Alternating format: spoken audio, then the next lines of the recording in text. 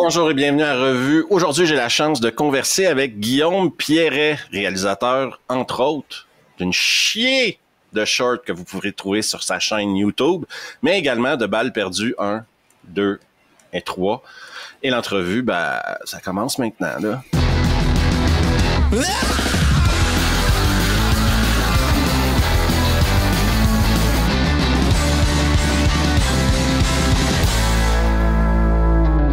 Guillaume, merci. Salut, avec plaisir, c'est trop cool. Merci d'être venu. Avant de parler des Balles perdues 1, 2, 3, moi j'ai envie de parler d'un gars qui fait des shorts, ok? Ouais. Là, toi, tu commences en ciné en disant, moi je vais faire des shorts. Tes shorts, derrière tous tes shorts de ceux que j'ai vus sur YouTube en tout cas, il y a ce fil rouge-là d'action. Ça part dans l'action. J'imagine que toi et un de tes potes, vous écrivez à un moment donné un film qui s'appelle Balles perdues. Mm-hmm. Est-ce que c'est parce que tu étais rendu là dans ta carrière ou c'est un scénar qui traînait depuis 7 ans dans ton bureau, puis où tu avais fait des shorts, il y a quelqu'un qui t'a dit on aurait peut-être du budget pour un long métrage, ou c'est quelqu'un qui t'a dit, ou toi tu t'es dit j'en ai plein le cul de faire des shorts, là, je vais faire un film, je vais passer à la prochaine étape. Non, comme tous les, je pense les réalisateurs qui démarrent, en fait, on veut faire du long métrage. On va absolument faire du long métrage et on sait dans quel genre on veut aller. Et on va tout faire, on va déployer une sorte de stratégie pour y aller. Et la stratégie, c'est de faire des courts-métrages d'action, du coup, de plus en plus gros, jusqu'à se faire repérer par des gens qui ont le pognon pour faire un long métrage. Et donc d'année en année, je fais des courts-métrages d'action de plus en plus gros et de plus en plus ambitieux, toujours produits par mon pote Rémi Lautier, qui est du coup maintenant le producteur des Balles perdues, et qui était devant ma caméra quand on faisait des courts-métrages, donc ça c'est super. Et du coup, au bout d'un moment, tu fais un court-métrage qui attire l'attention des Parisiens, parce que nous on venait de Pau dans le sud-ouest, et une fois que les Parisiens voient ce court, ils te demandent est-ce que tu as le long qui découle de ça. Et toi, tu réponds non. C'était un court-métrage, donc voilà. Et oui, mais alors, est-ce que tu as un film ? Non. Donc du coup, tu commences à écrire des scénarios de long-métrage. Voilà. Et puis, tu commences à en développer plein, tu rencontres un peu tous les Parisiens, tu déménages là-bas carrément. Et puis, tu essayes de lancer des petites pistes comme ça pour faire un long-métrage à pas cher. En fait, tu te conditionnes pour faire des films, un premier film qui coûte pas d'argent.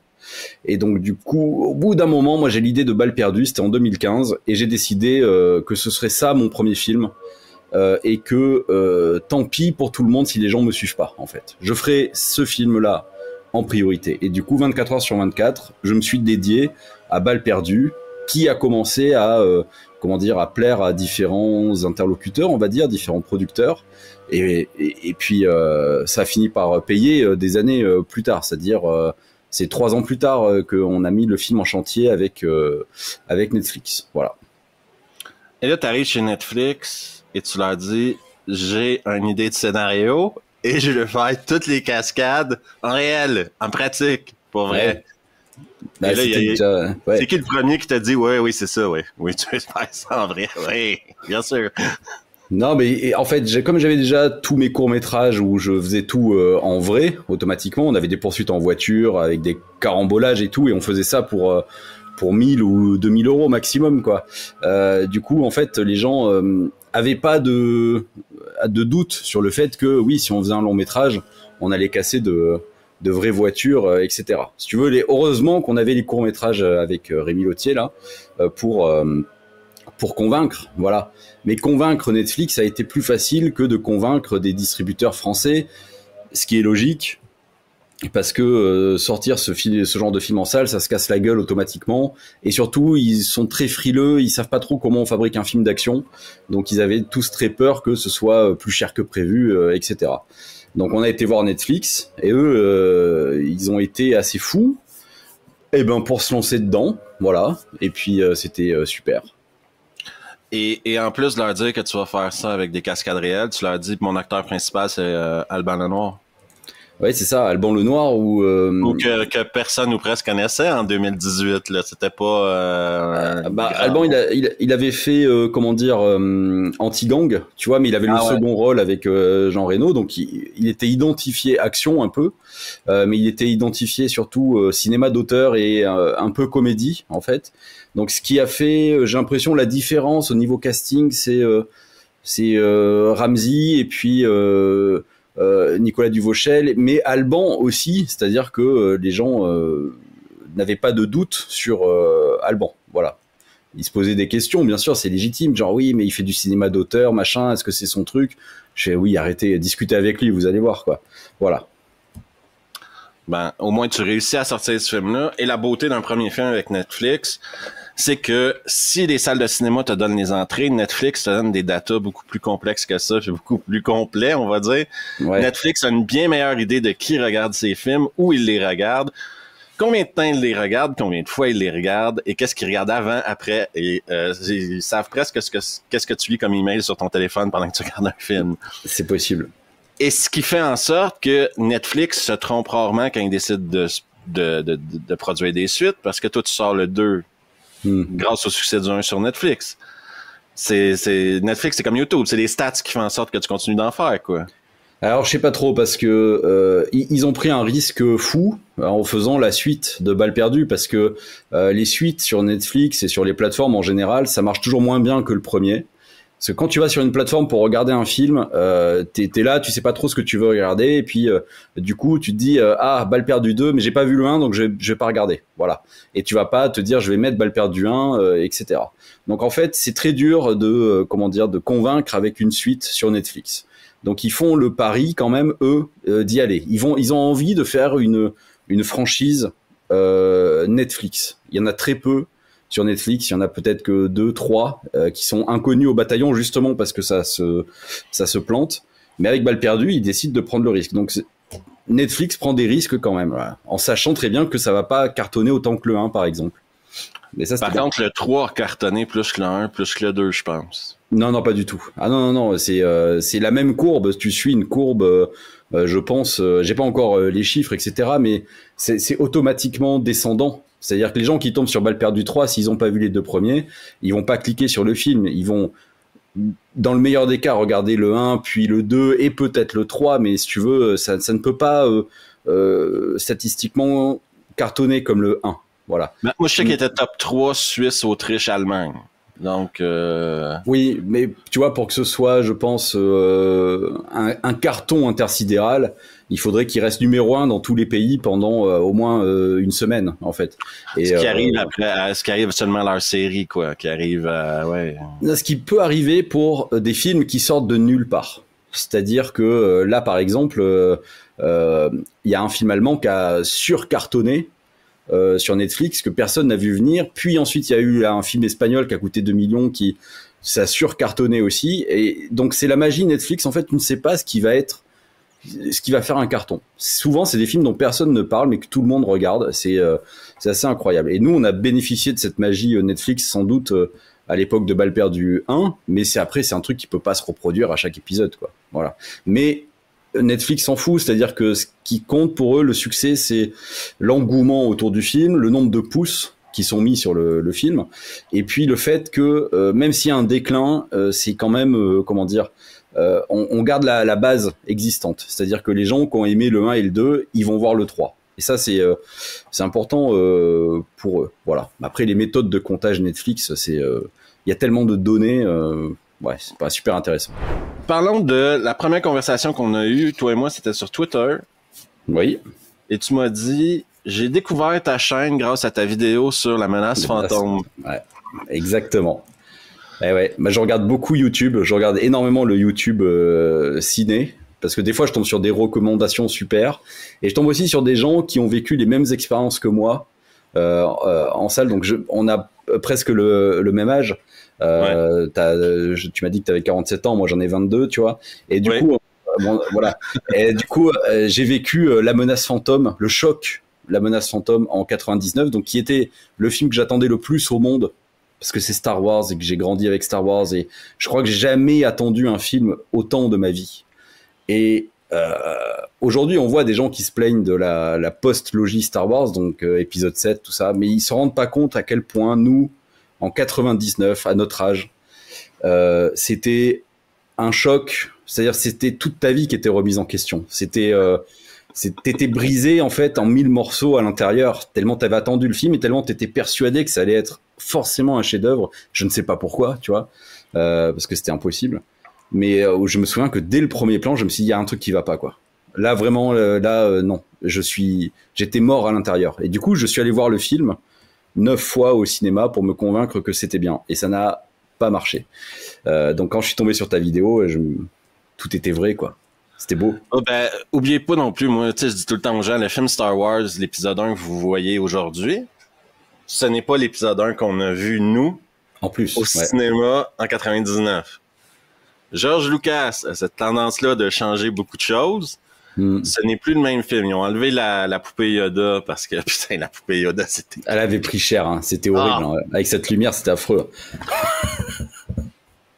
Yoda sur Dagobah dans le noir, dans la... Il y avait quelque chose de... Yoda devant un écran bleu. Arrête, ça me fait mal. Ouais. On avait eu le cas des midi-chloriens qui tout le monde se regardait en sortant de la salle. Mais c'est quoi? Qu'est-ce qui s'est passé? Oui, c'est ça. Pourquoi autant de politique? C'est quoi cette histoire de blocus commercial? Je ne comprends pas de quoi vous me parlez. Je ne sais pas. C'était où l'aventure? Oui, voilà. Pourquoi le gamin, il est dans l'avion à la fin, il est dans le jet à la fin, puis il sait piloter un jet, puis il sait où trouver la base des autres. C'est quoi le truc? Pourquoi? Oui, c'était chaud. Et pourtant, alors toi, dans ta vidéo, t'aimes pas la course de pod. Moi, je pense que c'est cette scène-là qui m'a quand même, qui fait que le film, en fait, je peux le revoir avec un peu de nostalgie. Et puis surtout, je suis toujours bluffé par cette scène-là. La course de pod est visuellement incroyable. Voilà. C'est amélioré qu'avec les années, en plus. Ouais. Qui a rajouté des couches de texture, de ci, de ça. Putain, ouais, c'est infernal. Mais le travail sur le son était bluffant et c'était pour la première fois dans ce film, je retrouvais enfin l'esprit un peu Star Wars finalement. Donc du son, de la vitesse des images, etc. et des décors qu'il n'y a pas du tout dans le reste du film d'ailleurs. C'est ça qui est dommage. C'est la mort. C'était horrible. Pour moi, quand on est sorti de là, moi, mon groupe d'amis, on est tout de suite allé au bistrot, quoi. On a dit, faut qu'on noie ça un peu. Parce que, on n'était pas bien, en fait. On perdait foi dans le cinéma, on remettait en question toute notre vie, quoi. C'était, oui, Obi-Wan Kenobi avec sa coupe de cheveux. Oui, on s'est dit, qu'est-ce qui se passe? Oui, c'est... Attends, Obi-Wan Kenobi, il y a genre 80 ans, il y a 70 ans dans le 6, là, il y a genre 18 ans dans le 1. C'est ça, il y a un truc qui allait pas, il y avait trop d'incohérences et puis c'est compliqué Star Wars, hein. Franchement, on aurait dû le voir venir.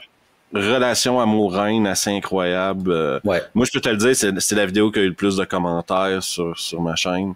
Ah ouais? Parce que ceux qui adorent George Lucas adorent la prélogie. Ce qui est normal. Ceux qui ont grandi avec ça, c'est comme nous pour la trilogie originale. On a grandi avec, on la connaît par cœur. Ouais. Tu sais, puis même quand moi, la dernière fois que j'ai regardé, par exemple, le Retour du Jedi, les Ewoks, il y avait plus le même charme à mon âge qu'il y avait quand j'avais 10 ans, quoi. C'est sûr. Bon. Après, tu vois, moi, j'ai beau avoir pris ce choc immonde à l'époque, ça remet pas en question, moi, mon admiration, par exemple, pour quelqu'un comme George Lucas, qui a vraiment changé la face du cinéma à tous les niveaux. Voilà, pas juste en faisant un film, mais toute la manière de faire des films. En fait, c'est George Lucas finalement qui l'a drivé. Si on en est là aujourd'hui, c'est quelque part grâce ou à cause de lui. Donc, il a eu un impact qui est fantastique. J'admire ce mec et je pourrais jamais détester de manière. Je vais plus vomir en voyant La Menace Fantôme, quoi. Je vais regarder ça avec une certaine nostalgie, l'épisode 2 aussi. Je vois un peu tout ce que ces films apportent à l'industrie aujourd'hui, pour le meilleur ou pour le pire, bien sûr. Voilà. C'est devenu... Le mec est pas con parce qu'à travers les années, il a réhabilité sa première trilogie avec des séries animées, avec des live-action series. Tout pour justifier ce qu'il avait fait dans sa première trilogie a été... C'est ça. Ça a été lissé pour qu'on puisse mieux accepter l'inacceptable. Ouais. Mais parlant de film, OK, parce qu'on parle... Un mec qui, comme toi, décide de faire des shorts, qui décide de se lancer dans le cinéma, est-ce que tu viens déjà d'un milieu où tes parents étaient dans le ciné, ta famille était dans le ciné, ou tu viens d'un milieu prolétaire? Ouais, bien prolétaire. J'ai grandi dans le sud de la France, à Pau, dans le sud-ouest. S'il y a bien une région, si tu veux, qui est pas touchée par le cinéma en France, c'est le sud-ouest. C'est le Béarn, c'est la ville de Pau, et plus précisément mon village, donc Pouaille-de-l'Escar. Et en fait, j'ai pas grandi dans une famille cinéphile. Mon oncle était cinéphile, mais c'était pas forcément les films qui m'intéressaient moi, tu vois. Et donc, en fait, cette cinéphilie, je ne sais pas comment elle est née. Je n'en sais absolument rien. C'est à force de voir des VHS d'Indiana Jones, Batman, tous ces trucs-là, Retour vers le futur, où je me suis dit, voilà, le cinéma, c'est vachement cool quand même. Et d'avoir grandi aussi à une époque où on a eu des game changers au cinéma. Jurassic Park, et puis ensuite Le Seigneur des Anneaux, les nouveaux Star Wars, Matrix. Donc en fait, on allait au cinéma quand même, et du coup, c'est ça qui m'a donné envie d'en faire. Voilà. Mais non, mais il n'y avait pas d'école. J'ai pas fait d'école de cinéma. Par exemple, j'ai fait une fac de géographie. Tu vois, j'ai fait des études de géographie. Super pratique quand on filme à Montpellier. Oui. Plutôt, justement, vu les chemins qu'on prend, là, les Montpelliérains, ils deviennent fous en voyant les raccourcis qu'on prend dans le film. Mais oui, mais c'est ça, c'est ma fac de géo où je suis pas allé en cours, les gars. Je me servais de mon temps libre pour faire des courts-métrages, en fait. Et bon, voilà. Mais t'arrives, tu sais, comme moi, je dis tout le temps aux gens, tu sais, mes meilleures expériences ciné, ça restera avoir vu La Matrice tout seul un mercredi après-midi dans un ciné. Ça aurait été... Notre génération aura eu le plaisir d'avoir la trilogie du Seigneur des Anneaux. Incroyable. Sortir Jurassic Park en 93. On a eu on a vécu les plus grosses années de blockbuster avec Independence Day. Tu sais, à chaque été, tu sortais Et c'était fou. Bah oui. Un méga Titanic, etc. On a eu tous ces films-là au cinéma. Maintenant, la génération d'après nous, eux, ils ont les Marvel. Ils étaient assez vieux pour avoir vu tous les Marvel au ciné, admettons, mais ils n'ont pas vu d'idée originale, on va dire, malgré qu'on se souvient tous que quand on a vu Batman Begins ou qu'on a vu Blade au cinéma, on disait « Ah putain, enfin, ils réussissent à faire des films de bande dessinée qui tiennent. » C'est vrai. C'est vrai. Mais c'est vrai que aujourd'hui, en fait, on cite des films où il y a eu vraiment un avant et un après. Et nous, on l'a vécu cet avant-après. C'est-à-dire qu'on sortait de la salle, on se disait, à partir de maintenant, le cinéma va changer. On va pouvoir avoir des choses... avant Jurassic Park, c'était incompréhensible de se dire, on va avoir des dinosaures à l'écran. On en avait déjà vu, mais ils étaient faits en pâte à modeler. C'était des costumes, des trucs comme ça. Et Jurassic Park sort et on se dit, ah, du coup, maintenant, en fait, on peut vraiment tout faire. Et oui. Et on a vu des choses... Tu cites Independence Day, tout ça, enfin... C'est des choses en fait qui dépassent l'entendement quand t'es pas quand t'as pas vu de spectacle de cet acabit avant en fait. Tu découvres des choses quoi. C'est fou. Parce que tu sais les gens aujourd'hui sont comme nous quand on voit l'introduction du Fellowship of the Ring, de la communauté de l'anneau au cinéma quand tu vois les 10 premières minutes. Ouais. T'es sur le cul. En fait tu dis ah ben voilà. C'est fou. Ça y est, ça vient de changer, c'est fini, ça sera plus jamais pareil. C'est ça. Nous, avant, on avait Braveheart qui est incroyable. On avait des films où les batailles, en fait, elles étaient faites en vrai et elles sont exceptionnelles. Mais là, tout d'un coup, il y avait ce sens de l'épique où les mecs sont plus juste 5000 à se foutre de la gueule sur une prairie. On a le Mordor qui est reconstitué, c'est une terre qui n'existe pas, et on a des millions et des millions d'orques qui attaquent des elfes. Et en fait, ils font tout ça par ordinateur, mais c'est bien fait. Et ils créent des technologies exprès pour nous faire kiffer. Et à l'époque, c'était fantastique. Donc on a eu ça, on a eu donc des logiciels qui créent la foule. Donc on n'avait pas vu ça avant. Après, on a eu En pleine tempête, où c'est des logiciels qui créent de l'eau. Et donc on n'avait pas vu ça avant. On se dit, ouais, ils ont fait un océan en 3D. Voilà, on a vécu les petites étapes comme ça qui donnent aujourd'hui ce cinéma qui est devenu dégueulasse, qui est rempli de fonds verts et d'effets spéciaux à moitié terminés en fait. Et nous, on a vécu la grande époque où chaque plan était peaufiné pendant des mois. Voilà, ça fait la diff. Et surtout, c'était pas là où je blâmerais un peu le Hollywood moderne, surtout la Disney et Marvel, c'est qu'ils prennent des réalisateurs que j'appelle des yes men. Ils prennent pas un réalisateur avec une vision, tu sais, qui arrive avec sa vision du perso, qui dit, moi, je vais vous donner son univers à lui. Non, ils prennent un mec qui a fait 1 ou 2 films indépendants et il lui dit, on va te donner 200 millions, on va nous faire un truc. Mais inquiète-toi pas, le mec des assurances va te dire qu'est-ce que tu as le droit de faire.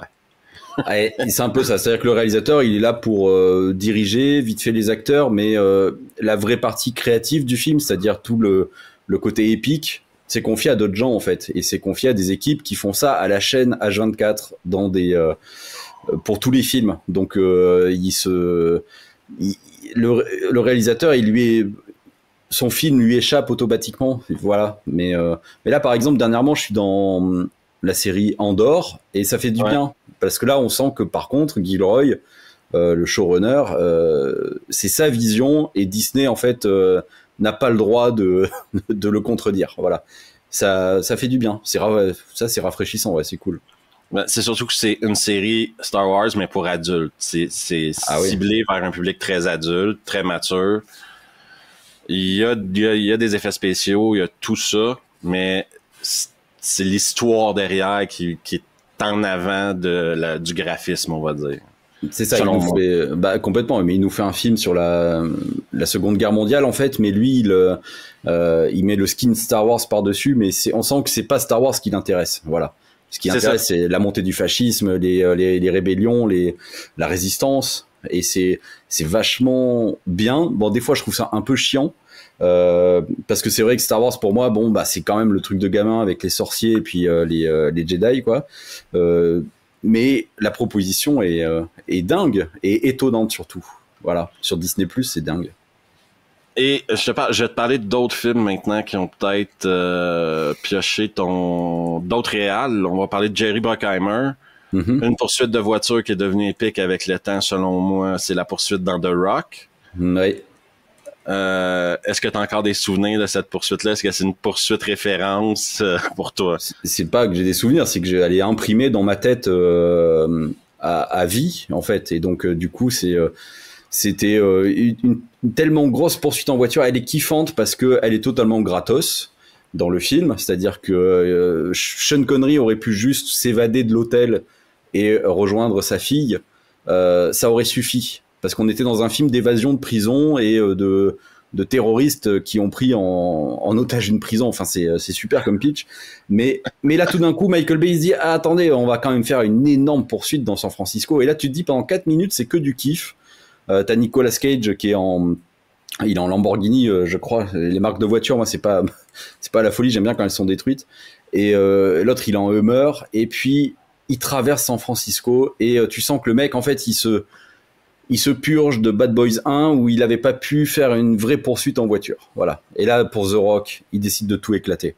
Et ça valide le fait qu'il sait faire des énormes poursuites en voiture. Il y a quand même le tramway qui déraille et tout. Enfin, c'est n'importe quoi et c'est fou. Et du coup, dans Bad Boys 2, alors là, il a carte blanche. Enfin, il prend carte blanche. Il profite que son producteur est parti sur Pirates des Caraïbes, donc il est tranquille tout seul avec son budget. Et là, il éclate l'enveloppe. Il en a plus rien à foutre. Et il fait, dans Bad Boys 2, il y a une des meilleures poursuites de tous les temps. La poursuite du camion qui lance les bagnoles, là, c'est... moi, j'en reviens pas à chaque fois que je la vois, quoi. Mais tu sais que j'ai lu une anecdote intéressante dans The Rock. La production voulait presque virer Jerry Bruckheimer parce que il demandait trop de trucs, ok, puis il voulait faire trop de choses. Et c'est Sean Connery qui est arrivé habillé en golfeur dans une réunion puis qui a dit, mais laissez le kid s'amuser. Qu'est-ce que vous foutez, là? C'est pas votre boulot, ça. Ah, tu parles pas de Jerry Bruckheimer, c'est le prod, mais tu parles de Michael Bay, et que du coup, Sean Connery... Michael Bay voulait virer... Michael Bay était sur le point de se faire virer, OK?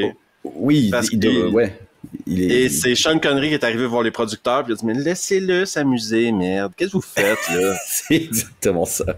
Ouais, j'ai vu ces anecdotes, ouais. Belle relation entre les deux, avec Michael Bay, qui était très, très impressionné... par Sean Connery, effectivement, et qui était fébrile à l'idée d'avoir James Bond, en fait, dans son film. Et Sean Connery, ça l'amusait beaucoup. Et du coup, c'est vrai que ça aide d'avoir l'aval de Sean Connery, qui était une immense star à l'époque, ouais. T'as travaillé un peu avec le Sean Connery français, qui est Gérard Lanvin, avec... Oui. Oui, exactement. Est-ce que quand tu sais que tu vas avoir besoin de ce personnage-là, est-ce que tu as une shortlist et Gérard Lanvin est sur le top de ta liste? Ouais, ouais. Ou ça se passe en t'agent et... Non, non, il est sur.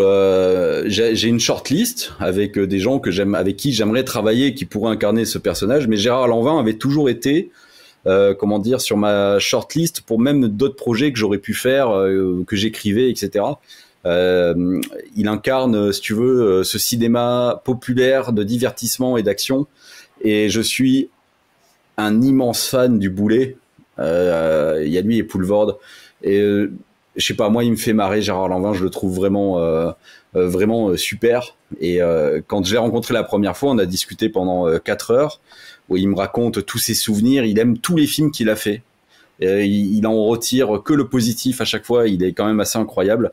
Et il me parlait de classiques, de gens, de trucs comme ça. Et moi, je lui parlais que du Boulet, quoi. Voilà. Et ça, c'est beaucoup plus. Moi, je voulais parler du Boulet, quoi. Comment on fait, quoi? Le Boulet, c'est fou. La première fois que tu cries action pour la première scène que tu tournes avec Lanvin, il y a un petit côté nerveux qui te dit « Putain, j'espère que je me suis pas gouré et que ça va faire le boulot, quoi. » Ah non, tiens, c'est bien. Il y a tellement d'autres trucs qui m'angoissent, moi, sur un tournage. Si tu veux, les acteurs, c'est pas ça qui va m'angoisser. Je sais que si on se rate à la première prise, il y en aura une autre, etc. Et donc, non, il y a trop d'éléments dans les balles perdues, où, si tu veux, c'est tellement ambitieux, même pour une simple scène de comédie. J'ai ce problème, moi, en tant que réalisateur, ou dans mes films, si tu veux, il n'y a pas une scène de comédie sans qu'il y ait une voiture qui vienne se garer quelque part, si tu veux. Donc, tous mes films, c'est quand on commence une scène, il y a toujours une voiture qui arrive ou qui part. Voilà. Et le timing, pour ce genre de truc, c'est infernal. Donc, mon angoisse, elle était plus focalisée sur les véhicules, comme d'habitude, que sur... genre, oh mon Dieu, je suis impressionné par Gérard Lanvin. Non, j'étais ravi de l'avoir et je savais que j'avais toute confiance en lui. Je savais qu'il allait faire le taf sans problème.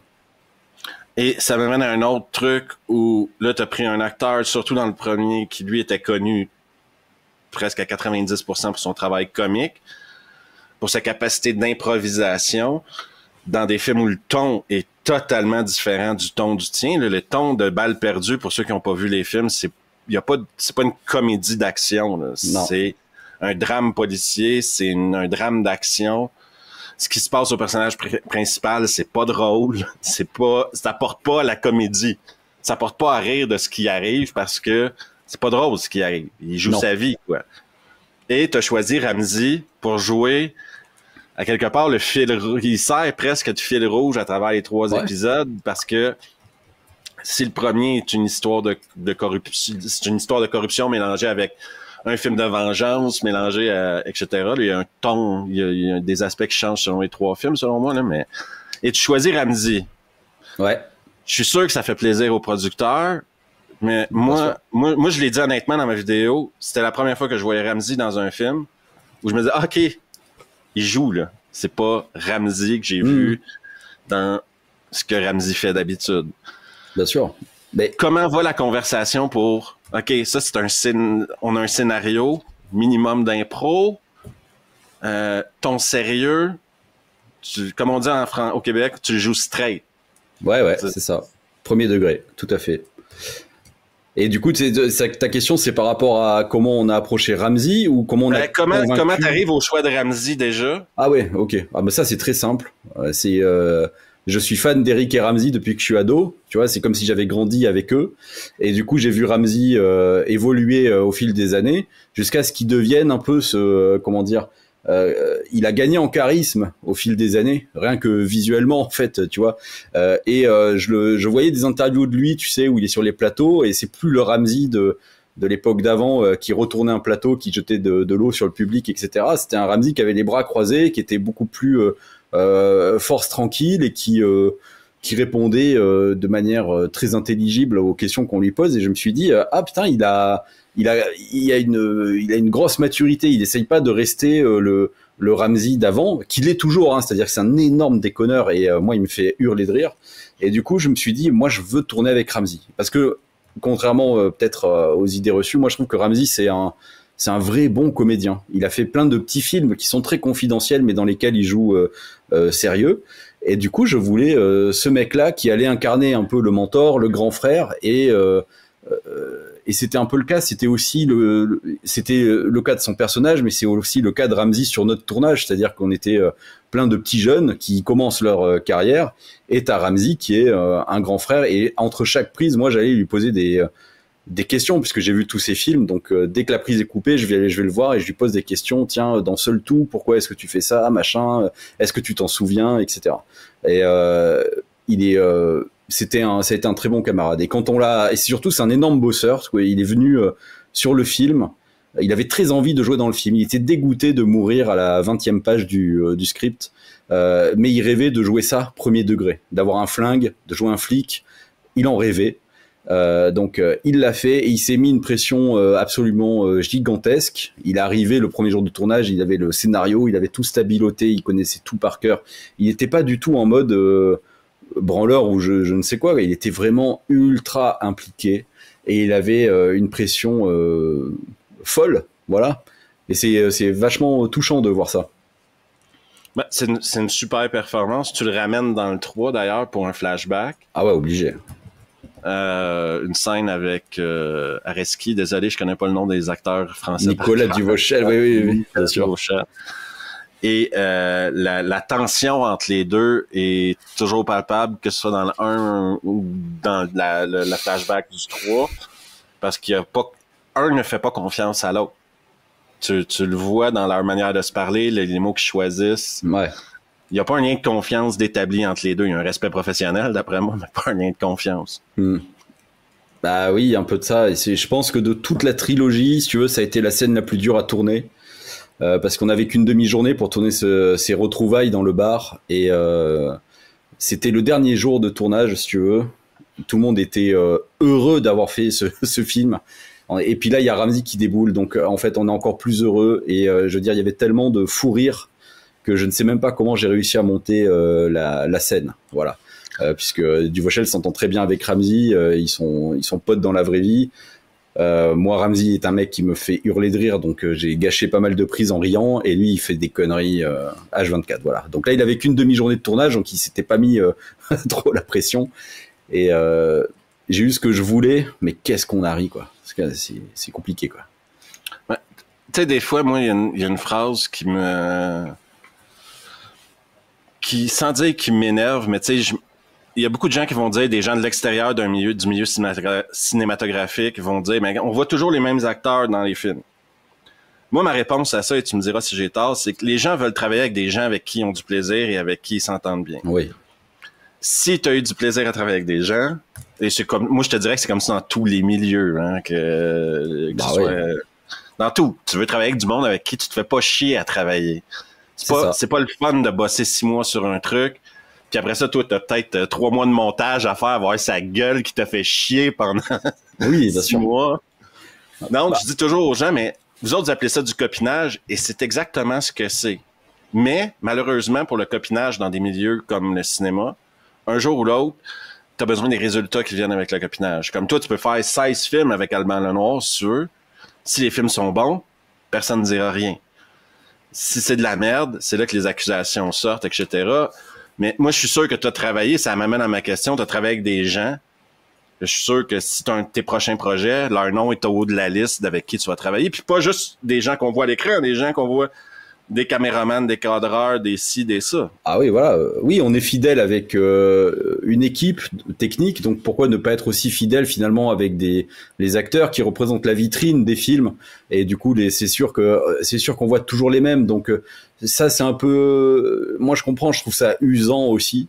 Je sais pas moi si je retravaillerai avec Nico, Alban, Ramsey, etc. Mais si les rôles le permettent, oui, ce sera le cas. Mais c'est vrai que le côté tournage de potes, bon, c'est pas un truc qu'il faut mettre automatiquement en avant. Il faut faire les films, je pense, pour les bonnes raisons, pas juste pour se dire tiens, on va partir en vacances entre potes et en plus on va se faire de l'oseille.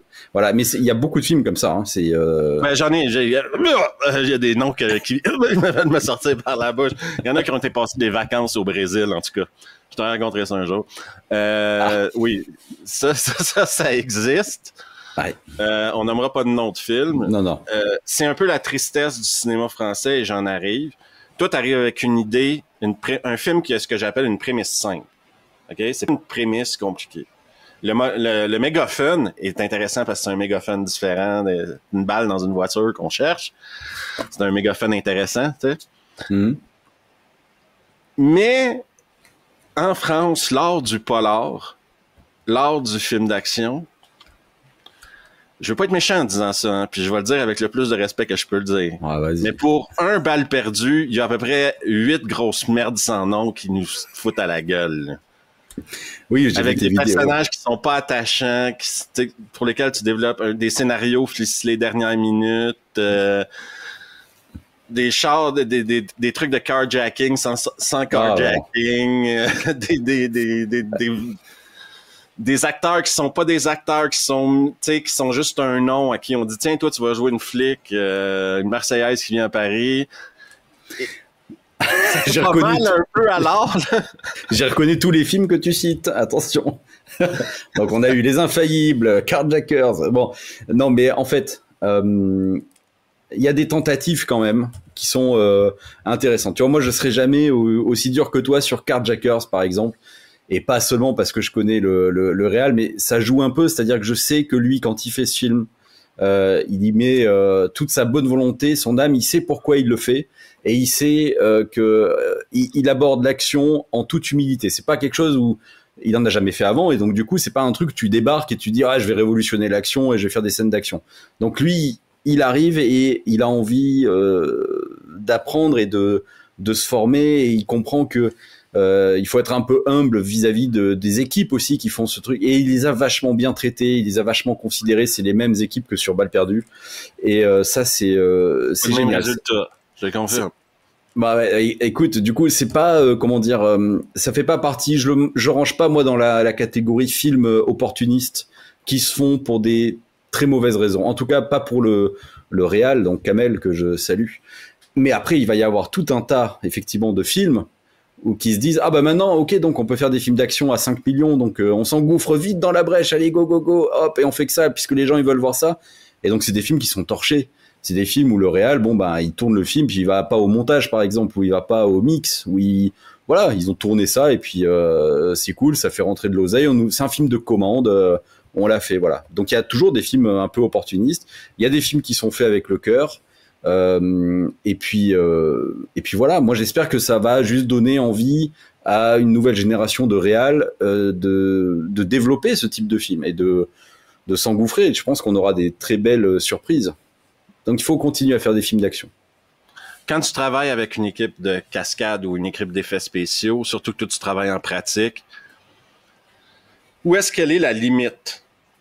Est-ce que c'est eux qui imposent la limite de ce qui est faisable, ou c'est toi qui imposes la limite de ce qui est faisable et c'est eux qui doivent décider comment y arriver? C'est plus la deuxième option. C'est-à-dire que c'est la limite, c'est le budget. Mais cette limite du budget, on peut toujours, on a envie de la dépasser, pas en gaspillant plus d'argent, pas du tout, mais en se disant, c'est quand même pas du fric qui va nous limiter, quoi. Essayons de trouver les bonnes idées. Donc je pense que c'est une question de discussion entre le réal, sa vision, lui quand j'écris une scène d'action, je vois déjà dans ma tête comment on va la faire, et je me dis ça rentre dans le budget.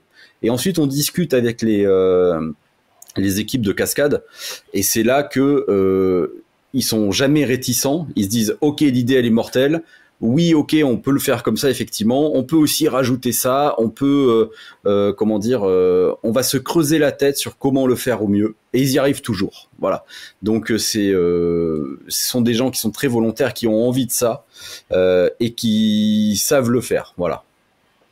Et la complicité que tu dois avoir en tant que réal et avec le chef des effets spéciaux ou le chef des... Bien sûr. Parce qu'il y a un côté sécurité derrière tout ça. Ta meilleure idée au monde, si c'est pas sécuritaire, il faut pas déconner non plus, quoi. Non, jamais. La priorité, je veux dire, ça a toujours été la sécurité. Je veux dire, il y a rien de pire que d'avoir un accident parce que t'es irresponsable, etc. Donc, quand je demande un truc et que je suis déçu peut-être par une prise, par exemple, et que je demande si on peut aller plus vite et qu'on me répond là, ça va être compliqué, eh ben, je cherche même pas à pousser. Je dis ah oui, je comprends. Ok, eh ben on va le faire un peu différemment et on va où je vais placer ma caméra à un autre endroit, par exemple. Mais la sécurité, c'est évidemment le Graal en fait de ces scènes. Il faut absolument. Je préfère vraiment annuler une journée plutôt que de mettre en danger des gens. Enfin, ce serait complètement con. Parce que c'est ça le truc que les gens oublient aussi quand ils regardent ces cascades-là. Les cascadeurs de métier n'ont pas tendance à dire non. Alors c'est sûr qu'ils sont prêts à absolument tout. Ouais, complètement. Ouais. Ils ont besoin de garde-fous autour d'eux. Parce que si tu décides de faire ça dans la vie, je pense pas que tu sois la personne la plus équilibrée mentalement qui existe. Oui, tu es attaché dans une voiture, mais tu vas quand même rentrer dans un arbre. Donc, ça doit être des gens très particuliers à côtoyer au jour le jour où tu sais qu'aujourd'hui, quand il y a une scène de haut niveau, par exemple, la scène du crash dans l'arbre dans le 3, dans le 2 ou en pleine ville de Montpellier dans le 2 quand l'autobus tourne puis qu'il y a tout qui rentre dans le bus puis tu sais que tu pourras pas en faire 6 prises de ça. Là. Si on peut... Alors, tu vois, par exemple, la voiture qui percute un platane à 100 km/h, y a personne dedans. C'est-à-dire qu'on on tire au câble la voiture. Ça, là, on est sur un truc qui est mortel pour le pilote qui serait à l'intérieur. Se manger un platane, donc un objet qui est pas mou, qui est fixe et qui est dur, va t'arrêter direct. Donc là, tu as une chance vraiment de te blesser.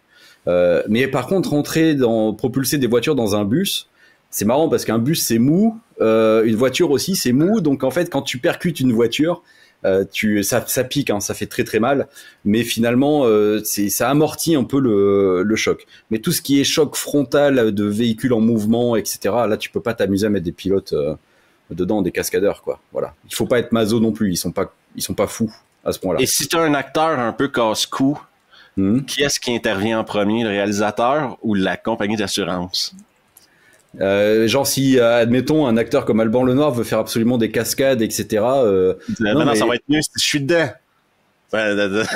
Non, mais tu sors, tu t'en vas, on te remplace. Non, il le sait, et de toute façon, c'est le responsable des cascades qui a le dernier mot. C'est-à-dire que lui, il sait que là, non, l'acteur ne peut pas faire la cascade, on le remplace et ça marchera tout aussi bien.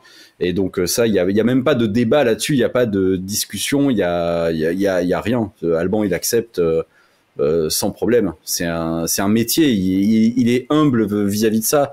Il sait que les cascadeurs vont faire forcément de meilleures cascades que lui, ils vont avoir plus de précision, ils pourront anticiper des problèmes que lui ne voit pas, parce que Alban doit faire le pilote et jouer en même temps. Et tu peux pas faire les deux en même temps. Ça, c'est le premier truc que on lui a appris finalement avec ces films, c'est que tu vas faire les deux à 50% et là, il peut y avoir un drame, quoi. C'est pour ça qu'on prend des cascadeurs qui, eux, font ça parce qu'ils sont concentrés sur une mission simple et qui est pas simple, mais eux, ils ont pas besoin de jouer en même temps, donc ils sont focus. Ça, c'est important. Parce qu'il faut dire que dans tes films, il y a des gens qui se font jeter de la fenêtre avant du pare-brise et du pare-brise arrière. Ah, oui. Alors oui, je vois. Alors ça, c'est pas un truc qu'on peut faire en vrai, tu vois. Comment dire? C'est-à-dire que tu filmes d'abord la voiture qui va se crasher. On va voir sur ce plan-là un mannequin qui est éjecté au canon par le pare-brise. Et de suite, en fait, tu dois aller filmer l'acteur qui est aussi cascadeur, Patrick Medioni. Donc ça m'a beaucoup aidé. Qui lui fait semblant ensuite de se jeter par le pare-brise, puis on lui jette du verre dans la gueule, quoi, tu vois. Et ça, on triche, on est obligé de tricher. Ça, c'est une cascade qui est pas possible à faire en vrai, pour le coup. Les Oscars ont annoncé cette année qu'il y aurait, à partir de 2027-28, je crois, un Oscar pour les 2027. Cascadeurs. Ouais, enfin. Est-ce que tu penses qu'il devrait avoir la même chose au César? Au César, ça va être très compliqué parce qu'on n'a pas assez de films qui mettent en avant ce métier-là. Et du coup, à part remettre constamment l'Oscar à la même personne, enfin le César, pardon, à la même personne, ça va vite tourner en rond, je pense, en France. Il faut beaucoup plus de films, ceux qu'ils ont aux States, du coup. Voilà. Mais peut-être que des cascadeurs français, un jour, auront un Oscar de la cascade aux States. Voilà. Ben, moi, ce qui me fait peur avec ça, c'est toujours le concept que ces mecs-là, c'est des tarés, puis ils vont finir par... Il y en a qui vont se tuer, quoi, pour essayer de gagner un Oscar. Mais bon. Alors, ça peut... Oui, je vois les excès que tu, tu veux dire, et puis je sais pas, mais je pense pas que ce soit des gens qui... Il y a tellement d'accidents, il y a tellement de drames et de malheurs qui arrivent dans ce milieu-là, que c'est pas des choses qu'ils prennent à la légère, en fait. C'est pas un jeu, quoi, pour eux. C'est une vocation, c'est un métier, mais ils essayent de minimiser de plus en plus les risques qu'ils peuvent courir. Et il y a l'autre côté des cascades qui sont les chorégraphies de combat. Ouais. Là, t'as un acteur qui est capable qui tient son bout, comme on dit. Là. Il a pas de l'air d'un con quand il se bat. Là. Ouais. Il a de l'air d'avoir 2-3 notions de base de comment donner un coup de poing. Là. Complètement, bien sûr. Donc, ça te permet d'aller avec l'équipe de cascade de combat, d'aller te dire, on peut aller un petit peu plus loin. On peut aller, pourquoi pas, une baston dans un poste de police où c'est très sauvage, où il se fait sauter dessus par plusieurs gens, où il y a plusieurs points de combat. T'as le bureau, t'as le corridor, t'as l'entrée, t'as... ouais. C'est une longue semaine de tournage, ça, pour un acteur? Non, c'est 2 jours de tournage. Tu vois, c'est 2 jours non-stop, et c'est effectivement, il faut être crédible. C'est-à-dire que j'ai de la chance de tourner avec des acteurs qui sont crédibles dans leurs scènes de combat. Donc je pense à Alban, évidemment, qui assure toutes ces scènes de combat. Mais dans le 3, j'ai été ravi d'avoir Nicolas Duvauchel qui joue Areski, du coup, qui lui peut très bien donner une patate, peut tomber, peut chuter, etc. Et puis Quentin Deno qui joue Yuri, qui lui donc est cascadeur à la base, est champion de kung-fu mondial, je crois. Et donc en fait, il a ça ils ont tous ça dans le sang. Voilà, Nicolas fait de la boxe thaï, Alban il a fait tellement de scènes de combat que il sait donner un coup de poing, il sait comment réagir, il sait comment jouer en même temps. Et donc ça, c'est vraiment appréciable. De pas avoir recours aux doublures pour ce genre de scène, c'est génial. Il y en a des doublures, hein. Il y a toujours des doublures, et ils ont des doubleurs qui sont incroyables, qui sont super cool. Mais la majeure partie du temps, c'est eux à l'écran, quoi. Il y a 2 scènes de combat dans des postes de police, dans des gendarmeries, Est-ce que c'est un hommage à Maniac Cop ou à Terminator? J'adore Maniac Cop, j'adore Terminator, mais non, c'était à la base, moi j'ai toujours été obnubilé par faire une scène de baston dans un commissariat parce que je suis un fan absolu du climax du baiser mortel du dragon avec Jet Li, où à la fin il part tout seul à l'assaut d'un commissariat et puis il monte les étages, donc c'est un mini The Raid tout d'un coup en France, dans un commissariat français, et puis tout d'un coup il tombe sur une salle où il y a que des mecs en kimono qui s'entraînaient au karaté, quoi. Ils ont des tonfas et tout, c'est génial. Et je me suis dit, fantastique, c'est tellement gratuit, c'est fou. Et puis ça va crescendo. Et donc c'est cette scène qui, moi, m'a imprimé, tu vois, que j'ai porté pendant de longues années. Et donc j'ai toujours rêvé de faire une baston dans un commissariat, voilà. Et quand j'arrive au numéro 2, je me dis, ce serait marrant quand même de refaire la même scène que dans le 1, voilà. J'aime bien refaire les mêmes trucs, moi, de film en film. Parlons-en de ta trilogie. Elle a un succès, on en a parlé, on vient toujours d'en parler. On arrive le 3e film sort. Tes attentes personnelles après, le premier qui est l'introduction des personnages, le 2e où on établit la vengeance de Lino. Le 3e, Lino a un peu moins l'histoire tourne un peu moins autour de lui, mais plus autour de la situation générale que tu as bâtie dans le 1 et dans le 2. Est-ce que tu avais une idée de départ d'une trilogie ou c'est vraiment genre le premier a marché, j'ai fait le 2, j'ai fait le 3? Moi, j'ai toujours fait en sorte qu'on soit obligé de faire une trilogie, si tu veux. Il y a toujours cette volonté de jamais refermer l'histoire pour que c'était le Graal pour moi de pouvoir continuer de faire des suites à ces films, pas forcément pour développer l'histoire, parce que moi quand je finis un film, si tu veux, je ne sais pas du tout sur quoi je vais rebondir pour la suite, par exemple. Mais je savais que c'était un terrain où j'allais pouvoir faire des scènes d'action de plus en plus abusées si j'arrivais à aller jusqu'au numéro 3, en fait. Donc la stratégie, elle était là depuis le début, c'était sournois, quoi. Et on a réussi à en faire 3, donc c'est trop cool. Et arrivé au 3, effectivement, c'est une conclusion, donc il y a un côté film un peu plus choral. Il y avait la révélation du grand antagoniste de la trilogie. C'est un personnage que j'avais pas du tout en tête quand j'ai fait le 1, par exemple. Mais voilà, donc du coup, forcément, Lino est un peu plus en retrait. Areski, qui est quand même un personnage que j'adore parce que c'est, à la base, quand j'ai commencé à écrire Balles perdues, tout le film était centré autour de lui, finalement, autour de ce mec-là. Donc j'avais vraiment, c'était obligé qu'au bout d'un moment, j'arrive à un épisode où le fil rouge devienne davantage lui, qu'on soit plus avec lui et son point de vue. Voilà. Donc tout se recoupe à la fin. La question toujours à se poser avec Areski, c'est est-ce qu'il est ripou par choix, tu sais? Ah oui, non, il a fait des grosses erreurs et puis il est en phase de rédemption. Il est redescendu d'un niveau, c'est-à-dire qu'il a pris un coup à l'ego en se faisant mettre à l'amende par le petit mécano qui est repris de justice et qui voilà, donc il a appris l'humilité, on va dire, en 2 ans entre Balles perdues 1 et Balles perdues 3 et il s'est fait tellement traîner dans la gadoue, mais il reste dangereux, voilà. Ça reste quand même quelqu'un de dangereux, qui a des remords, mais qui va quand même pas s'empêcher de... Il est prêt à tout pour s'en sortir, en fait. Voilà. Ce qui m'amène à la scène d'hélico. Oui. Ce serait pas une entrevue sur revue si je parlais pas de scène d'hélico. Je suis un énorme fan des hélicos. Je suis passionné par le fait que dans les années 80, il y avait des hélicos. Je dirais jusqu'en 96, à peu près, il y avait des hélicos dans tous les films. On aurait dit que c'était une technologie qui impressionnait tellement les gens. Okay? Ah ouais, oui. Wow! Puis ils mettaient des hélicos en tout. Toi, on te dit, tu vas pouvoir niquer un hélico. Parce que je vois une carcasse d'hélico, une vraie carcasse d'hélico se faire défoncer. Est-ce que c'est une vraie carcasse d'hélico que vous avez défoncée ou c'est un hélico en CGI? Non, il n'y a pas de CGI. Si tu veux. Ben, moi, je suis de la même génération, c'est-à-dire que quelle que soit la série que tu regardes à la télé, quel que soit le film que tu regardes au cinéma, il y a toujours un putain d'hélicoptère quelque part. Et c'est très vrai. Et à l'époque, donc il y avait Supercopter, machin, tout ça à la télé. Dans l'agence touriste, que laisse tomber, il y a des hélicos dans tous les épisodes aussi, on ne sait pourquoi. Et puis au cinéma, on avait Broken Arrow, on a dans Michael Bay, enfin chez les Michael Bay, il y a toujours un hélico quelque part aussi. Et les hélicos, c'est beau, et surtout quand ils se crachent dans les films, en fait. Et moi, j'ai toujours été obnubilé par ça. Donc moi, je me dis, si on fait un Balles perdues 3, je ne le ferai que si je peux enfin cracher un hélico. Voilà, fin. Donc c'était l'idée maîtresse du 3. Donc il était hors de question de le faire en CGI, en fait. Voilà. Notre défi personnel, c'était de cracher un vrai hélico, même s'il vole pas, il faut qu'il soit en mouvement et qu'on ait l'impression qu'il vole et qu'il se crache. Voilà. Donc on a usé...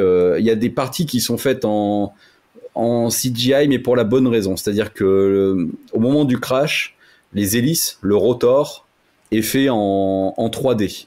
Parce que si on avait gardé les hélices à ce moment-là du crash, quand les hélices allaient toucher le sol, c'est très moche en fait, si tu veux. Ça aurait fait... on aurait eu l'impression que c'était un jouet qui se cassait. Et moi, ce que je voulais, c'était que les pales, elles se déchiquettent. Spectaculaire. Exactement. Et les matériaux des hélicos d'aujourd'hui ne sont plus les mêmes que ceux des années 80-90, donc on n'a plus le même effet. Et on a ce côté un peu plus sécurisé où effectivement les pales, quand elles se cassent, elles restent entières. Et du coup, ça fait un peu moche, quoi. Voilà. Et moi, je voulais pas ça. Et qu'est-ce qui coûte plus cher à faire péter dans un film, une Brabus ou un hélico? Non, un hélico, définitivement. Parce que si vous avez pas vu dans Balles perdues 3, tout le long de presse du film, il y a une Brabus. Une Brabus, c'est des voitures modifiées, c'est des G-Wagon Mercedes modifiées par une firme en Allemagne qui font des voitures d'extra luxe, je dirais, là. C'est des voitures à 900 chevaux qui valent 300-400 000 balles minimum, là. Même si plus que ça, sûrement. Comment vous êtes retrouvé avec une Brabus, déjà? Je suis curieux de voir ça. Et deux, quand tu l'as fait péter, là, t'es senti coupable un peu ou Non, alors jamais de la vie, je me sentirais coupable de péter un véhicule. plus justement, il a l'air cher, mieux on se porte, tu vois. Mais en fait, moi, je veux un type de véhicule très particulier pour Julia. Je sais quelle forme il doit avoir. J'en parle au producteur parce que c'est quand même lui qui distribue l'argent, voilà. Donc je lui dis voilà, ça doit ressembler un peu à ça. Et lui il me dit voilà ce que j'ai trouvé, choisis. Et il m'envoie plusieurs modèles de véhicules et je dis ben franchement je préfère celui-là. Donc c'était le classe G avec le kit de préparation Brabus. Je dis ça, voilà, ça c'est carré, là ça a l'air militaire, c'est une vraie prison sur roue, ça a l'air blindé, ça a l'air trop bien. Il me dit ah putain, ok, bon ben ok, alors c'est parti. Et du coup il se met en 4 pour trouver ces voitures qui ne sont pas en France, hein, qui fait venir de Dubaï. Tu vois, on les cherche vraiment, c'est en mode presque le bon coin. Pareil pour la dépanneuse en fait, c'est on cherche des contacts, on cherche à avoir les véhicules d'occasion et quand on les reçoit, ils sont pas neufs du tout. Voilà, c'est des voitures qui franchement, il vaut mieux éviter de rouler avec en fait, tu vois. C'est pareil pour les Alpines, c'est pareil pour toutes les voitures qu'on casse. C'est pas des voitures qu'on a les gens ne se retrouvent pas privés de ces voitures dans la vraie vie. Si quelqu'un vient me dire ah mais tu vois, moi j'aurais pu l'acheter ce Brabus, j'aurais pu rouler avec. Non, en fait, non, t'aurais pas pu. La plupart du temps, c'est des véhicules qui sont pas faits pour ça. OK. Et là, j'en arrive à ton deal avec Renault. Ah, bon deal avec Renault. Parce que moi, je peux pas croire qu'il n'y a pas eu de deal avec Renault. Dans le premier, il y a un énorme plan de garage. Ah, bien sûr. Les Mégane. Ouais. Dans le 2 aussi. Dans le 2, il y a un autre plan de garage de Mégane. Ouais. Ça prend des voitures pour faire péter des voitures. Alors, c'est Renault, en fait, il n'y a pas de placement de produits parce que finalement, on prend leurs véhicules et puis on les détruit, nous. Donc, en fait, eux, ils sont suffisamment sympas pour effectivement nous laisser. C'est-à-dire, on les contacte et est-ce qu'on peut avoir des Mégane RS pour meubler le garage parce que l'histoire, tout d'un coup, à la base, cette scène, elle se passait dans un hangar à bateau, il n'y avait pas du tout de voiture. Et du coup, on n'a plus le hangar à bateau. Donc on se dit, putain, il faut trouver un local et qu'est-ce qu'on peut mettre dedans. Et moi, du coup, je réfléchis et dans l'écriture, je me dis, oh ben mettons les futures voitures de la brigade. Est-ce qu'on peut pas appeler Renault pour qu'ils nous prêtent des Mégane RS? Et ils sont suffisamment gentils pour dire oui. C'est ça qui est fou. C'est-à-dire que ils me demandent pas de placer des Mégane RS dans le film. C'est moi qui leur demande. Enfin, c'est pas moi qui leur demande, c'est le producteur directement qui est en contact avec eux. S'il vous plaît, est-ce qu'on peut avoir des Mégane RS et tout ça, ça vient d'un moment en fait très particulier que j'ai pas vécu moi parce que j'y étais pas.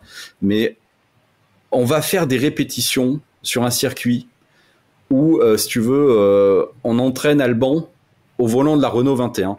Et sur ce circuit, en même temps, il y a des pros qui font des courses avec des Mégane RS en fait. Il y a l'écurie Mégane RS qui fait des courses. Et en fait, eux, donc l'écurie Renault, voient qu'il y a des débiles là qui jouent avec une Renault 21. Et ils viennent nous voir et ils disent qu'est-ce que vous foutez? Ah ben on fait un film avec la Renault 21 et ils trouvent ça tellement génial qu'ils se disent ah ben et tout d'un coup il y a un lien qui se crée avec eux et du coup on sait que maintenant on peut avoir des Mégane RS dans le film. Voilà, c'est un peu comme ça que ça démarre. C'est des gens qui sont très volontaires, très heureux de voilà. Donc il y a pas de placement de produit dans les balles perdues en tout cas. Il y a un accord pour que tu aies des voitures. Ouais. Il n'y avait pas genre tel le logo de Renault doit être 10 secondes de suite dans l'écran. Alors si pardon, ils vont nous dire puisqu'on vous prête c'est puisque vous nous débarrassez des voitures qui sont impropres à la consommation, est-ce que vous pouvez aussi quand même est-ce qu'un de vos personnages pourrait conduire le Renault Alaskan par exemple, tu vois, dans le 1 du Vauchal, il conduit un pick-up. Effectivement, ça c'est Renault qui nous le prête, genre vous pouvez le filmer un peu s'il vous plaît juste pour nous faire de la pub, mais jamais il n'y a pas de truc genre filmez-le bien et tout. Moi t'as vu, je cadre la voiture comme un salaud, hein. Elle arrive, elle se gare au loin, elle repart, il n'y a pas de poursuite avec, etc. Et ça ils l'ont bien compris, ils sont sympas. Et donc sur chaque film quand même, oui effectivement, même dans le 2 ils nous avaient prêté un prototype, ils voulaient qu'on le filme. On le remarque à peine, mais c'est dans un garage au tout début avec Yuri, c'est dans le noir, etc. Et dans le 3, on a la nouvelle Renault 5 électrique, tu sais, version course. C'est un prototype, ça, pour le coup. Et donc, eux, c'est genre, s'il vous plaît, est-ce qu'on peut voir cette voiture? Et moi, c'est avec grand plaisir, je la trouve très marrante, cette voiture. Voilà. Regarde, moi, l'Alaskan, je trouve ça important que l'Europe arrive à l'heure des pick-up. Donc, Ah, mais il oui. n'y a pas la place chez nous hein, pour rouler, c'est compliqué. Hein, Putain, si vous habitez à Paris, oubliez pas de vous acheter un pick-up. Mais surtout pas, justement, ne faites pas ça. Au-dessus de 2 tonnes, vous allez payer 300 € la place de stationnement, c'est immonde. Ne l'écoutez pas, ne faites pas ça. Ah putain, non, pas de pick-up à Paris, merci. Ton film, la R21 est le symbole de 2 films. Ouais. Pour ceux qui n'ont pas vu les films, il y a une R21 rouge dans le premier, la même R21 devient bleue dans le deuxième. Tes voitures à toi qui t'ont marqué dans le cinéma, c'est quoi? Les voitures que tu mets... Vraiment au top du top, où je suis heureux de les avoir en jouet, par exemple. C'est que des épaves, tu sais, c'est le corbillard dans Ghostbusters, c'est la DeLorean, c'est le Faucon Millennium, c'est pas une voiture, mais ça, c'était très important. C'est-à-dire que c'est un véhicule que j'adore. Il y a le fourgon dans l'agence Tourisque aussi. Et il y en a tellement d'autres. J'adore le taxi jaune du 5e élément aussi, qui vole. Il y a des... Voilà, ça, c'est un peu mes véhicules préférés. Parce qu'on voit derrière toi, tu as la R21 en rouge sur ton étagère et tu as le camion en miniature. Où est-ce que vous avez trouvé un camion remorque américain en Europe? Bon, on l'a pas trouvé en Europe, on l'a commandé aux States, justement. Okay. Voilà, la dépanneuse, moi, je savais exactement quel modèle de voiture je voulais. Je voulais que ce soit une vraie dépanneuse. Donc, on a fait venir il y en a pas en France des comme ça. Hein. Donc, on a fait venir des States. C'est pas un truc qui a le droit de rouler en France, ça, c'est impossible. Pourquoi? C'est tellement léger et maniable. Ça pèse 6 tonnes, il faut le permis poids lourd, ça n'a aucun sens. Les routes sont pas assez larges en France. Remorqueuse standard au Canada, en tout cas. Bah, tu m'étonnes. Bah oui. Parce que l'hiver, c'est pratique. Ouais. Donc, maintenant qu'on a établi que ta trilogie a connu du succès, on a établi que tu t'es établi dans le short. Donc, c'est clair que la prochaine étape pour Guillaume Pierret, s'il y a du succès sur Netflix, je regarde ce qui s'est passé avec le réalisateur de Vermine. Il est parti réaliser un film pour Sam Raimi sous Evil Dead. Le réalisateur de Gueule Noire est parti réaliser un film pour Ubisoft, Watch Dogs. Guillaume Pierret qui vient de faire 3 succès pour Netflix. Ça va cogner. Est-ce que ça va cogner à la porte? Est-ce que ça a cogné à la porte pour des projets peut-être un peu plus ambitieux? Certainement. Après, comme je parle pas anglais, c'est très compliqué, moi, tu vois. Donc je me ferme automatiquement à toute idée de partir tout seul. Moi, le petit français, aux States, pour travailler pour un studio et un autre producteur que le producteur que j'ai actuellement, qui est la personne qui est ma personne de confiance et qui, je sais que si on fait un film ensemble, lui, il va me faire confiance et je vais lui faire confiance. Et la relation réalisateur-producteur, c'est capital. Donc en fait, moi, je suis prêt à travailler dans toutes les langues que vous voulez et où vous voulez, tant que je continue à travailler avec ce producteur et une équipe française. Voilà, mon équipe. Voilà, je veux continuer à travailler avec ces gens-là. C'est compliqué à apprendre. Hein. Si, moi j'y arrive toujours pas. Et ça fait 25 ans que j'essaye. C'est compliqué quoi. Ouais. En tout cas, je te donnerai un truc.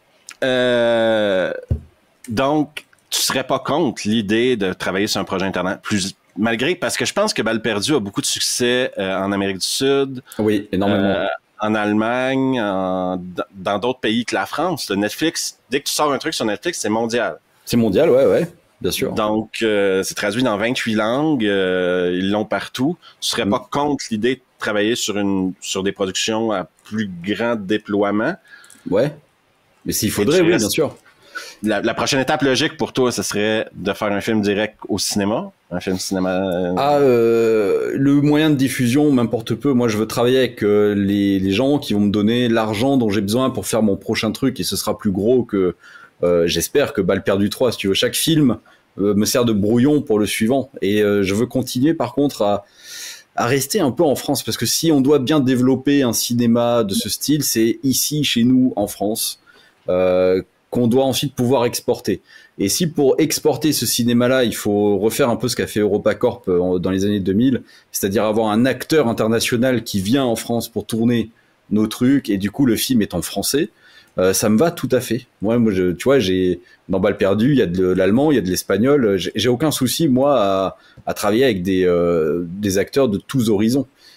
Tant que ça n'est que les acteurs et que c'est le fric américain, mais Tu t'en continuons. bats les couilles, ouais. Il faut que ça reste un film de fabrication française bio, on va dire. Voilà. Moi, je te dirais un body cop movie avec Alban Lenoir et Jack Quaid. Moi, je suis pour. Hein. Je te lance une idée comme ça. Mais après le body cop movie en France, le problème avec le body cop movie en France, c'est que le ton. C'est le putain de ton encore. Vous êtes incapable de garder un ton sérieux dans... Et voilà, et moi je veux qu'on reste sérieux, pas parce que j'aime pas la comédie ou que je méprise ce genre-là, c'est juste que dès qu'on fait de l'action en France, c'est léger. Tu sais, c'est genre, il faut mettre plus de blagues que d'action, parce que comme ça, au moins, on pourra pas nous taxer d'essayer de faire comme les Américains, et puis on est un peu complexé par l'action. Et moi, avec les balles perdues, je veux faire tout l'inverse. Et maintenant, on tranche radicalement, on va grossir le trait du jeu d'acteur, des personnages à l'écriture, pour que l'action, on puisse se décomplexer un maximum et qu'on s'excuse de rien. Et donc j'aimerais continuer dans ce cadre-là et faire un buddy movie. On l'a tellement vu en France que là, ça va m'être compliqué moi de pas y mettre des touches d'humour, quoi. Donc non, je suis pas prêt. Je suis pas prêt à ça et je les adore pourtant. Hein. J'adore les Anges Gardiens, j'adore le Boulet, Anti-Gang 1. Voilà, ça marche. Cédric Jiménez réussit à faire des trucs intéressants sur un ton très sérieux. Bac Nord, moi j'avais bien aimé. Il est très sérieux et très bon technicien, directeur d'acteur, tout ce que tu veux. Mais c'est pas encore des films d'action, tu vois. Non, c'est des drames policiers. Il y a pas énormément d'action. C'est ça. C'est des drames policiers. Là. C'est la relation, c'est beaucoup psychologique plus que physique. Tout est vraiment dans l'action. Le spectacle, la démesure du truc. Ouais. La démesure. T'es plus influencé par Michael Bay que par Stanley Kubrick, je pense. Non, mais Stanley Kubrick, il est dans la démesure aussi quand il fait 2001, quand il fait... tous ses films sont démesurés, mais pas au niveau de l'action forcément. Oui, je suis plus en mode Peter Jackson, quoi. Tu vois, Peter Jackson, quand il fait le Hobbit 2, il n'est pas obligé de faire une scène de poursuite en tonneau dans la flotte pendant 14 minutes. Voilà, s'il adapte le bouquin, il pourrait juste faire des nains qui partent en tonneau et puis c'est fini. Mais Peter Jackson, il en fait une scène de 12 minutes où ça devient un vrai roller coaster. T'es dans un parc d'attractions et j'adore cette scène pour sa générosité et sa virtuosité. Il y a plein de gens qui détestent, moi j'adore ça, quoi. J'aime bien quand ça part en couille, ouais. Je suis pas grand fan des Hobbits, mais est-ce que tu as vu des trucs niveau action? Est-ce que tu as vu des trucs dernièrement qui t'ont fait dire, ah putain, ça c'est bien fait, quoi? Ou ça ouais, bien sûr. Dernièrement. Putain, merde. Hein? Bah tiens, tu vois, Avoc de Gareth Evans. Je sais que la poursuite d'intro est très décriée, mais moi j'étais devant vraiment une scène de jeu vidéo en mode GTA. J'adore la voix des flics par le haut-parleur de la voiture, des voitures qui parlent. Moi, ça me fait kiffer. Voilà, j'aurais pu citer K2000 tout à l'heure aussi. Donc ça, c'est fou. Et j'adore la virtuosité qu'il a pu mettre grâce aux effets numériques, justement. Et j'ai trouvé la poursuite. Des fois, on sent vraiment que c'est trop CGI, il est trop voilà. Mais entre le son et la virtuosité de la caméra, etc., j'ai trouvé la scène particulièrement fondarde et c'est ma scène préférée finalement du film. Et jamais j'aurais misé un copec sur ça. Est-ce que la scène aurait été mieux s'il l'avait faite en vrai? Il aurait jamais pu la faire en vrai. La ville qu'il dépeint est beaucoup trop fantasmée et ça n'existe nulle part des décors comme ça. Et aujourd'hui, c'est impossible, en tout cas ça coûterait trop cher de reproduire ça. Donc je comprends l'utilisation du numérique et j'aime beaucoup le rythme de cette scène-là. Elle est cool. Tu t'occupes de ton montage aussi sur tes films, oui. Hein? Oui, en fait, j'adore le montage et du coup, je suis là tous les jours. Je suis soit avec la monteuse quand elle a besoin de moi et on peut passer des jours ensemble à travailler les scènes de comédie, le rythme global du film, etc. Mais dès que je peux, je retourne dans ma salle à moi et je monte toutes les scènes d'action tout seul. Ça me prend un temps fou, mais c'est très important. Et puis ensuite, évidemment, avec la monteuse, on fait des retouches. On essaie d'équilibrer le film. Mais c'est moi de base qui vais dérusher toutes mes scènes d'action et les monter parce que j'ai toujours fait ça. Et c'est un truc que jamais je voudrais déléguer, quoi, pour le coup. Ça démontre un peu ton intention à pas décevoir. Tu sais ce que tu as filmé, tu sais ce que c'est supposé être rendu à l'écran, Et Oui, tu voilà. préfères t'en occuper toi-même pour être sûr que ça donne ce que... T'as personne d'autre à blâmer que toi à la fin si c'est pas une bonne scène, quoi. Alors ça c'est sûr, c'est que au tournage, je peux pas dire bah de toute façon on verra au montage. Ah bah non, c'est moi je sais que là putain c'est pour moi le montage. Donc là je vais en chier si jamais on n'arrive pas à rentrer la journée, je vais pas avoir la matière qu'il me faut. Donc ouais, ça c'est important de savoir dans l'action en tout cas de s'intéresser au montage en amont, c'est-à-dire de se dire j'ai besoin de tel plan, tel plan, tel plan, telle intention au tournage. Sinon, je pourrais pas monter proprement. Voilà. Il faut de la matière. Et il en faut ni trop, ni pas assez. Parce qu'il y a beaucoup de gens qui se couvrent trop aussi. C'est-à-dire, comme ils s'occupent pas du montage, ils vont filmer tous les trucs sur tous les angles. Ils vont passer leur journée, des fois, à filmer un truc dont ils ont pas besoin, en fait. Et moi, au moins, je sais exactement, précisément ce dont j'ai besoin. Et si j'ai un peu de rab, c'est super. Mais généralement, c'est pour ça qu'on arrive à rentrer autant de trucs en si peu de temps finalement. Dans les balles Je te perdues. félicite aussi d'ailleurs de pas être trop fan des drones. Parce que je pense que les plans de placement de drones, on en a vu assez. Là. On a compris là, que vous aviez des drones maintenant, là, fantastique. Félicitations. Là. Putain, un plan de drone à chaque 3 secondes dans un film, là, vous commencez à nous faire chier avec ça. Alors moi, j'ai toujours dit non aux drones, mais par contre, là, les drones FPV, s'ils sont bien utilisés, c'est-à-dire pas comme dans The Gray Man, quand c'est bien utilisé, les drones FPV, je sais pas, c'est merveilleux. Voilà, j'ai une équipe de dronistes français qui sont merveilleux, qui ont conçu un drone exprès pour nous, voilà, et qui va très très vite et on peut faire des choses absolument incroyables. Et ça ne remplace pas le reste des caméras par contre. Mais par contre, tu peux faire beaucoup d'autres choses avec le drone. Tu peux avoir plus de proximité avec les accidents, les trucs comme ça, choses que tu peux pas avoir avant. Mais alors les plans qui passent dans un verre et qui ressortent par le trou du cul d'une mouche et puis ensuite ça rentre dans un magasin et ça ressort voilà les trucs un peu démo comme ça m'intéresse pas du tout. Non, voilà. Mais par contre balancer un drone parce qu'il y a une explosion qui va avoir lieu et tu sais que le drone il va se prendre les débris dans la tête, alors ça m'intéresse beaucoup, ouais. C'est vrai qu'au niveau de la sécurité, puis ouais, c'est peut-être mieux pour l'opérateur. Mais bon, moi les plans qui m'énervent le plus, c'est genre on est à la plage, puis là t'as un plan survol d'une plage. Eh ben oui. Ça fait tellement série télé, là, Oui, bon. bien sûr. Bah, ça, c'est un peu le problème des plans séquences, on va dire, en fait. C'est-à-dire que les plans séquences, tout le monde est émerveillé devant les plans séquences. Mais en fait, à la base, les plans séquences, ils sont là parce que t'as pas le temps, des fois, t'as plus d'argent, et du coup, t'es obligé de tout rentrer en un seul plan. Et ça, donc c'est pour ça qu'à la télé, il y en a beaucoup du drone, finalement. Parce que tu gagnes du temps. Moi, je vais te dire les trucs de plans séquences. J'ai écouté une série sur Netflix le mois dernier, je pense. Et tout a été filmé en plan séquence. Chaque épisode est un plan séquence. Adolescence, ouais.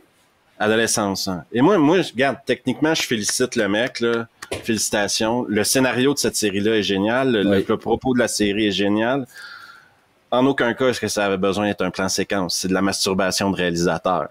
Mais je sais pas, parce que là, pour le coup, c'est un plan séquence qui n'est pas coupé. Parce que là, aujourd'hui, on nous fait trop passer des plans séquences qu'on a incroyables et tu vois toutes les coupes dedans. Donc finalement, c'est plus un plan séquence, les gars. Vous avez juste collé des plans ensemble numériquement et vous donnez l'impression que c'est un plan séquence. Mais ça ne l'est pas du tout. Mais Adolescence, c'est des vrais plans séquences. Donc là, par contre... C'est un exploit d'acting, c'est un exploit technique, mais ça amène rien de plus à l'histoire. Alors, quand même, moi, je trouve que pour l'immersion, c'est fou. C'est-à-dire que t'es devant une pièce de théâtre, en fait, tu vois. Exactement. T'es devant une pièce de théâtre. Ouais. Moi, je dis pas que c'est pas bon parce qu'il a fait ça. La série est excellente. Ouais. Je pense que c'est de la masturbation de réalisateurs. Je pense que c'est de la masturbation d'acteurs qui veulent montrer qu'ils sont capables de regarder ce qu'on est capable de faire, notre palette de jeux, parce que ça amène strictement rien à part pouvoir dire à la fin, quand tu fais des entrevues de promo, on a tout fait en plan séquence. Alors, ouais, moi je suis très critique envers les plans séquences, parce que la plupart du temps, surtout les plans séquences d'action, ça a l'air impressionnant comme ça, mais en fait, ça évite au réalisateur de penser au découpage. Tu vois, c'est-à-dire que t'as plus besoin de te dire je suis obligé de prendre ça comme ça, puis après du coup comme ça, et je vais essayer de trouver un rythme là-dedans. Si tu filmes en plan séquence, en fait, tu fais tout ce que tu veux. Tu mets un grand angle et tu fais toutes les chorégraphies que tu veux. tu vois, le plan séquence dans Atomic Blonde, j'en ai rien à foutre. En fait, j'en peux plus, moi, de me dire, ok, ben, ils vont couper là, et puis ils vont raccorder comme ils peuvent, mais au moins, ils n'ont pas besoin de découper ce qu'ils font, tu vois. Par contre, dans Adolescence, au sein d'un même plan séquence, ils vont créer des différentes valeurs de plan, finalement, tu vois. Ils vont, tout d'un coup, tu vas avoir l'impression... C'est un exercice technique incroyable. Et oui, mais au-delà de la technique, il y a une vraie grammaire visuelle de découpage qu'ils ont conservé malgré le fait que ce soit un plan séquence. Voilà. Ouais. Chose qu'on n'a pas dans les plans séquences d'action, en fait, récemment, en tout cas. Ben, tout le monde se souvient, je pense, d'un plan séquence d'action, t'as Boiling Point avec Chow Yun-fat, qui est ça s'appelait pas Balle perdue, ça aussi, avec Chow Yun-fat ou quelque chose comme ça. Avec le bébé dans les mains sur la pochette, là, où il monte à l'hôpital, puis t'as un plan séquence où il sort. Voilà, bon, ça, oui, là, d'accord. Là, celui-là, les plans séquences d'avant étaient fantastiques parce que là, pour le coup, ils étaient vraiment durs à faire, quoi. Old Boy, super parce qu'il sert la narration, en fait.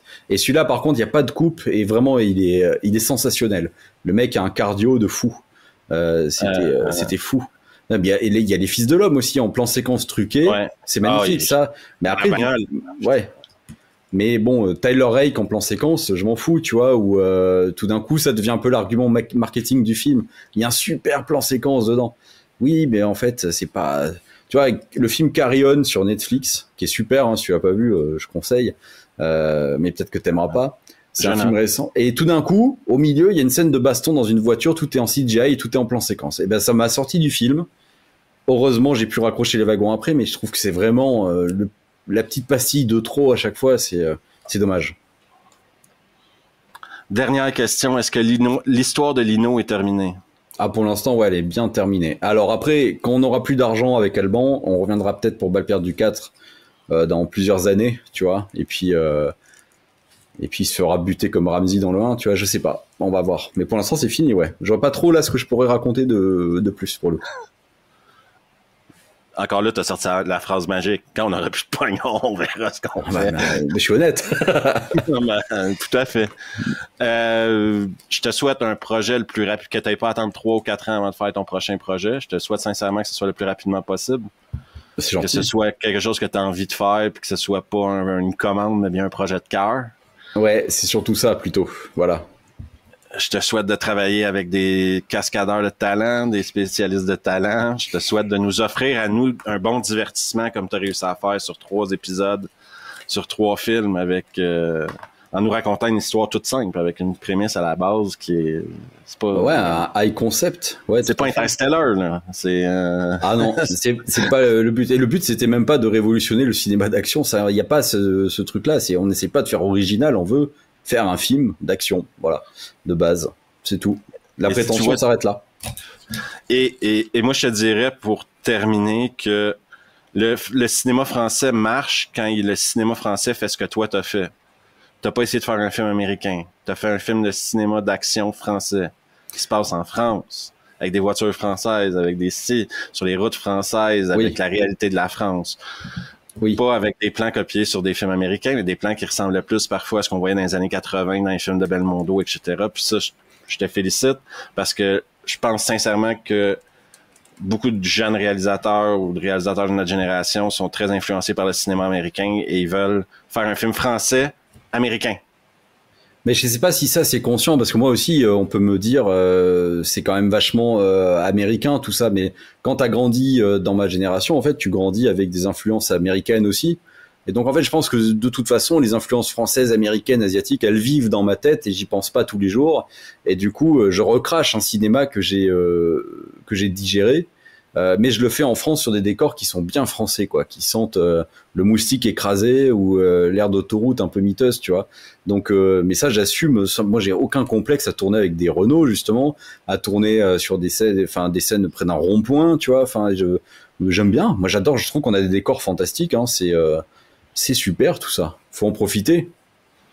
Et surtout, il n'y a pas une blague à toutes les 2 phrases, quoi. C'est pas une mise en scène suivie d'une blague, mise en scène suivie d'une blague, suivie d'une scène d'action, suivie d'une blague, suivie d'une mise en scène et d'une blague et d'une scène d'action. Et pourtant, c'est pas l'envie qui manque, hein, parce que notre naturel, nous, à tous, t'as envie de faire des blagues tout le temps et on se retient, justement. C'est c'est ça le gros défi finalement. Je te souhaite encore une fois bonne chance pour tout, bonne chance pour l'avenir. Merci de ton temps. Merci pour l'invitation, c'est trop cool. Putain, on a discuté 1h20, incroyable. Hein. C'est passé vite. Hein.